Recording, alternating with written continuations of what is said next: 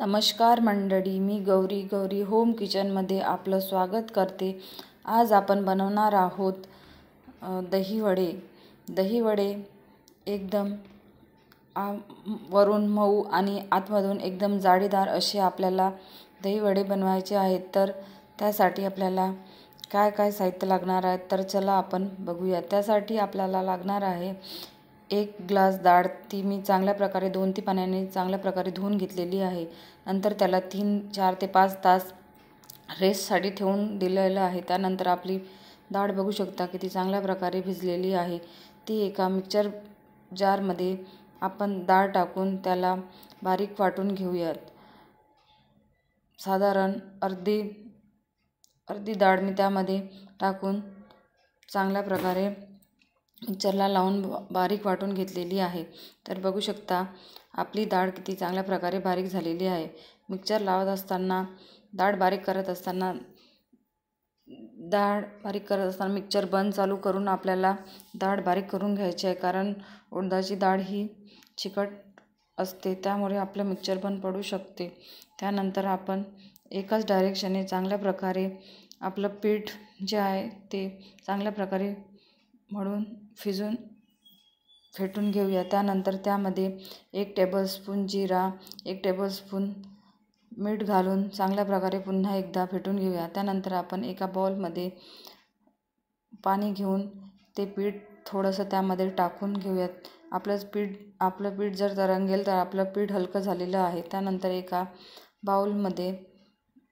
एका चाळणीमध्ये मी दही घेतलेलं आहे। दहीमध्ये 2 ते 3 टेबलस्पून पावडर शुगर घालून त्याला चांगल्या प्रकारे बारीक फेटून घेतलेलं आहे। नंतर ते चांगल्या प्रकारे मिक्स करून घ्यायचं आहे।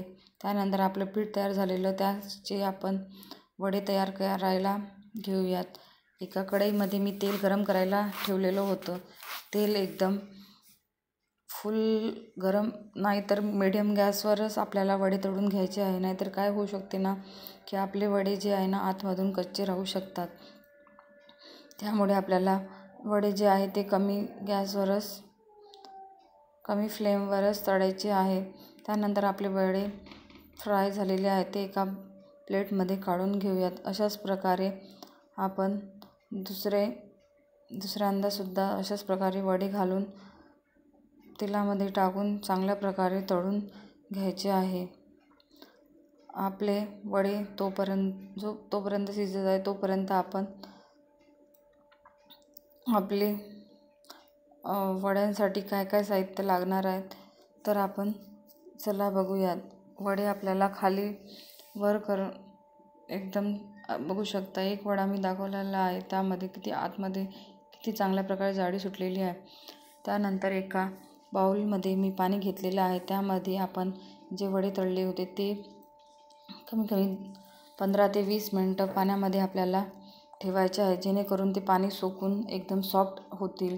त्यानंतर आपल्याला दही वड्यासाठी काय काय साहित्य लागणार तरी बघूया। मी दही घेतलेली आहे, हिरवी चटणी तयार करून घेतलेली आहे, त्यामध्ये गूळ आणि चिंचेची चटणी आणि जिरा पावडर। त्या एका प्लेटमध्ये मी दही टाकून घेतले, त्यावर वडे सुद्धा ठेवून घेतले, त्यावर नंतर चिंचगुळाची चटणी, त्यानंतर हिरवी चटणी, वरून जिरेपूड आणि मिरची पावडर टाकायची आहे। त्यानंतर आपल्याला बारीक शेव घालून घ्यायची आहे। बारीक शेवने डेकोरेट करायचं आहे, गार्निशिंग करायचं आहे। त्यानंतर आपण त्यावर पुन्हा एकदा दही घालून घेऊयात। पुन्हा एकदा थोडीशी हिरवी चटणी, आंबट गोड चिंचेची चटणीसुद्धा त्यावर घालून शेव घालून गार्निशिंग करायचं आहे। तर बघू शकता आपले दही वडे एकदम रेडी झालेले आहेत। खाण्यासाठी मऊ, जाळीदार, लुसलुशीत दही वडे तयार झालेले आहेत। तर तुम्ही एकदा नक्की ट्राय करून बघा। तुम्हाला ही रेसिपी आवडली असेल तर लाईक करा, कमेंट करा आणि सबस्क्राईब करा आणि बेल आयकॉनसुद्धा दाबा। धन्यवाद आणि अशीच रेसिपी बघत राहा। धन्यवाद।